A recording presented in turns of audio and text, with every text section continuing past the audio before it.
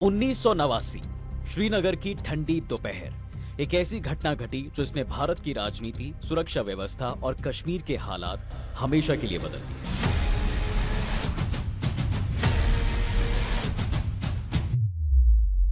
करीब 3 बजे श्रीनगर के एक अस्पताल में इंटर्नशिप कर रही रुबैया सईद अपनी ड्यूटी के बाद रोज की तरह बस में बैठती हैं।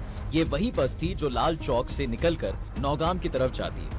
लेकिन उस दिन बस में कुछ और लोग भी सवार थे, साइलेंट प्लान और पहले से तैयार। जैसे ही बस चांदपुरा चौक के पास पहुंचती है, अचानक 3 लोग उठते हैं, हाथों में बंदूक, और कुछ ही सेकंड में बस रुकवा दी जाती है। यात्रियों की चीखें, डर, सन्नाटा, और फिर रुबैया सईद को बस के नीचे उतारकर जबरदस्ती नीली मारुति कार में बैठा दिया जाता है। कार तेजी से निकल जाती है। इस घटना के 2 घंटे बाद लोकल न्यूज को एक फोन आता है जिसमें बताया जाता है कि गृह मंत्री की बेटी किडनैप कर ली गई है।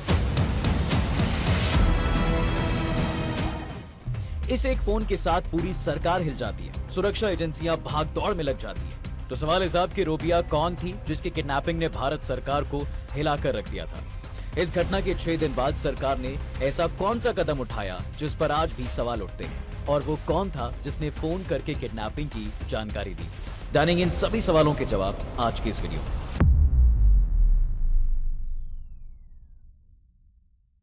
देखिए साहब, वीपी सिंह की सरकार बने अभी 5 ही दिन हुए थे और उनके गृह मंत्री थे तत्कालीन मुफ्ती सईद। देश नई सरकार के उत्साह में था, लेकिन किसी को अंदाजा भी नहीं था कि सिर्फ 5 दिन बाद ऐसा हादसा होने वाला है जो भारत की सुरक्षा, कश्मीर की राजनीति और आतंकवाद की कहानी को हमेशा के लिए बदल देगा। 8 दिसंबर 1989 को रुबैया सईद को किडनैप किया जाता है, और ये किडनैपिंग इतनी हाई प्रोफाइल थी कि ये खबर आग की तरह फैली। इसके पीछे के कारण थे गृह मंत्री मुफ्ती सईद, क्योंकि रुबैया सईद इन्हीं की बेटी थी। और जैसे ये खबर सरकार तक पहुंचती है, पूरा सरकारी तंत्र एक्टिव हो गया। लेकिन इसके बाद क्या हुआ उसको आगे देखेंगे, उससे पहले देखते हैं कि आतंकियों ने इस घटना को अंजाम कैसे दिया था। साहब, ये सिर्फ एक किडनैपिंग नहीं थी, ये एक राजनीतिक भूकंप था जिसने नई बनी वीपी सरकार को पहले ही हफ्ते में हिलाकर रख दिया था। और इस हाई प्रोफाइल किडनैपिंग के पीछे का एक नाम अशफाक माजिद वानी, JKLF का नेता। लेकिन आयरॉनिकल बात यह है कि अशफाक पहले जम्मू कश्मीर का एक प्रॉमिसिंग एथलीट भी था। ये इंटरस्टेट मैराथन का विनर भी रह चुका है। इसके अलावा फुटबॉल और टेबल टेनिस भी अच्छा खेलता था, और अशफाक का परिवार फाइनेंशियली स्टेबल भी था। उसके पिता मिडिल ईस्ट में इंजीनियर भी थे, लेकिन इसकी सोच कुछ और ही थी। अच्छे बैकग्राउंड से आने के बाद भी वो मिलिटेंसी ज्वाइन कर लेते। उसने ग्रुप ज्वाइन किया, यानी कि JKLF, जहां उसका मकसद था सरकार को हिलाना।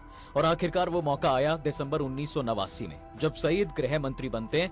इसके बाद उन लोगों ने पहले मुफ्ती और फिर उनकी फैमिली की रेकी शुरू कर दी। इस दौरान उनको ऐसा रास्ता दिखा जिसकी उम्मीद तो खुद वानी और उसकी टीम को भी नहीं थी। इनको पता चलता है कि मुफ्ती सईद की बेटी रुबैया श्रीनगर के लाल देद हॉस्पिटल में डॉक्टर है। अब यहाँ इनको पहली जानकारी तो मिल गई। अब उन लोगों को चिंता थी कि साहब, गृह मंत्री की बेटी है और वो भी कश्मीर में, तो सिक्योरिटी बहुत स्ट्रांग होगी, उसको ब्रेक कैसे किया जाए। लेकिन जब रुबैया सईद सिक्योरिटी के बारे में जो चीज उनको पता चली, इनके मंसूबे पूरे होते नजर आने लगे। दरअसल रुबैया सईद बिना सिक्योरिटी मिनी बस में घर जाती थी। इसका फायदा उठाते हुए आतंकी उन्हें किडनैप कर लेते हैं और एक पुलिस ऑफिसर के घर में रखते हैं। हालांकि ऑनलाइन सोर्सेज में पुलिस के घर रखने वाली बात में ये क्लियर नहीं होता है कि वो घर खाली था या फिर कोई रह रहा था। खैर, यहाँ से अब जावेद मीर ने एक अखबार को फोन किया और कहा कि JKLF ने मुफ्ती की बेटी को किडनैप कर लिया है। इस किडनैपिंग के पीछे की वजह जो बताई गई वो सबको चौंका देने वाली थी। उन लोगों का मकसद अपने 7 साथी, यानी कि शेख हामिद, शेर खान, नूर मोहम्मद कलवल, जावेद जगरार, अल्ताफ भट्ट, मकबूल भट्ट के भाई गुलाम नबी भट्ट और अहदबाज, इन सबको रिहा करना था, जिसको पुलिस ने जेल में बंद कर रखा था। अब ये सब खबर दिल्ली पहुंचते ही राजधानी से लेकर श्रीनगर तक हर एजेंसी, हर मंत्रालय, हर खुफिया यूनिट अचानक एक्टिवेट मोड में आ चुकी थी। दिल्ली के सबसे बड़े अफसर घंटों के अंदर श्रीनगर के लिए रवाना हो गए थे। सभी एजेंसियां, IB, raw, CID, special ops, सबकी मीटिंग्स लगातार चल रही थी। एक तरफ इन एजेंसियों की मीटिंग चल रही थी, तो वहीं दूसरी तरफ किसी थर्ड पर्सन के जरिए इन आतंकियों से कम्युनिकेशन स्टैब्लिश करने की भी कोशिश हो रही थी। और इसमें सरकार के रिप्रेजेंटेटिव कामयाब भी हुए। एक गुप्त मीडिएटर के जरिए JKLF से बातचीत शुरू भी हुई। एक और अब बातचीत चल रही थी और दूसरी ओर सुरक्षा एजेंसियों ने पूरी घाटी को हाई अलर्ट पर डाल दिया था। हर चेक पोस्ट, हर सड़क, हर गली, हर गांव, सब जगह सर्च ऑपरेशन चल रहे थे। लेकिन साहब, JKLF ने अपनी चालें पहले से बिछा रखी थी। रुबैया को बार बार लोकेशन बदल कर रखा गया और इस दौरान एक बार उन्हें श्रीनगर से सोपोर तक शिफ्ट किया गया। और ये शिफ्टिंग इतनी सीक्रेट थी कि पूरी घाटी में सिर्फ 5 लोगों को ही पता था कि रुबैया सईद उस समय कहां थी। आखिरकार सरकार को झुकना पड़ा। लगातार 5 दिन दबाव में रहने के बाद सरकार के पास कोई विकल्प नहीं बचा था और 13 दिसंबर को भारत सरकार ने 5 आतंकियों को रिहा कर दिया और उसी शाम कई दिनों की अफरा तफरी, दबाव, बातचीत और डर के बाद रुबैया सईद को सोनवर स्थित जस्टिस भट्ट के घर सुरक्षित छोड़ दिया गया। अब आप सोच रहे होंगे साहब कि जब सरकार को आतंकियों को छोड़ना ही था तो 5 दिन फिर क्यों लगाए? तो इसके पीछे का कारण बताया जाता है कि सरकार के मन में एक बात की चिंता थी कि अगर सरकार इनकी शर्तों को मान लेती है तो आतंकियों का मनोबल बढ़ जाएगा। लेकिन सरकार के पास धर्म संकट भी था कि गृह मंत्री की बेटी उनके पास थी। यानी सरकार के अंदर हर पल ये कैलकुलेशन चल रही थी कि देश के लिए कौन सा कदम सही होगा। आतंकियों की रिहाई के बाद वो हुआ जो सरकार उनसे बातचीत के दौरान सोच रही थी, यानी रिहा हुए आतंकियों के लिए कश्मीर में भीड़ जमा हो गई, लोग जश्न मना रहे थे, हर तरफ आजादी आजादी के नारे लग रहे थे। उस दिन पूरी रात कश्मीर में जश्न मनाया गया। अलगाववादी नेता हिलाल वार अपनी किताब में लिखते हैं कि रुबैया सईद की किडनैपिंग की सफलता ने कश्मीर में मिलिटेंसी को तेज कर दिया। इस घटना के बाद घाटी में अपहरण और हिंसा की घटनाएं बढ़ी और कई विशेषज्ञ इसे कश्मीर में आतंकवाद के विस्फोट की शुरुआती ट्रिगर घटनाओं में से एक मानते हैं, क्योंकि इसके बाद ही IC 814 विमान को हाईजैक, संसद हमला और घाटी में बड़ी आतंकी घटनाएं इसी अपहरण कांड के बाद से शुरू हुई थी।